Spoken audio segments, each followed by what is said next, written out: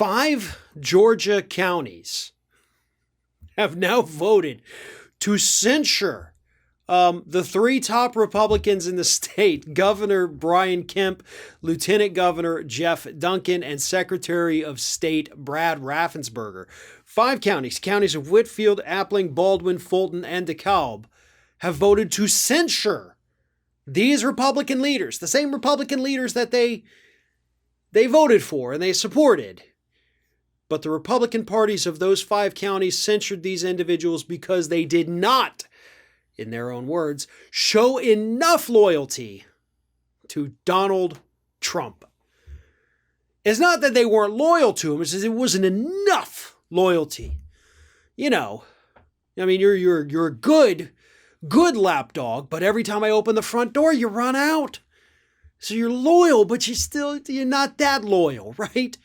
Is that the problem? They weren't good enough lapdogs? I mean, hell, they've already passed one of the most restrictive voting laws in the country ever, and that's not good enough for you? Or did you just wait to censure them till after they did that? The problem that these Republican county parties have with these individuals, obviously, is the fact that they did not overturn the election results in the state of Georgia as Donald Trump begged them to. And as a result of that, since there can be no dissent within the Republican Party, no differing viewpoints, they're being censured. Just like officials in Nevada got censured last week. Just like officials and even Cindy McCain got censured in Nevada a month or 2 ago.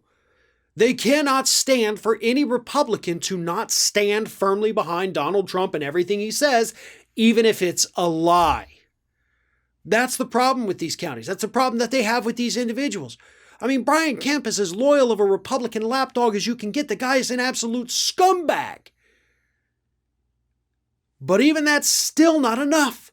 You've got to be an even bigger scumbag. That is what the Republican Party is telling us today. It's not enough to just be a classical evil conservative. You have to be an evil, boot-licking, ass-kissing conservative today. And if you're not that, well, you may as well be a rhino. That is what we are dealing with in the opposition party today, folks. And as I've repeatedly said, there is no room for negotiation with these individuals. There is no talking these individuals down.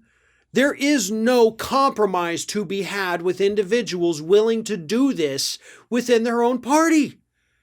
It is time to just let them self-destruct. Let the Republican Party go down this dangerous path that is on, because it leads to destruction for them. That's it. That's what happens down the end of this path, folks. And we know it. Polls show it. The mass exodus of people throwing away their Republican voter registration shows it. The amount of money that these never Trump Republicans, the ones who voted to impeach him, is raising, that shows it. It all shows it. Going down the path of Trumpism is a path of self-destruction for the Republican Party. So I say we let them keep walking that path.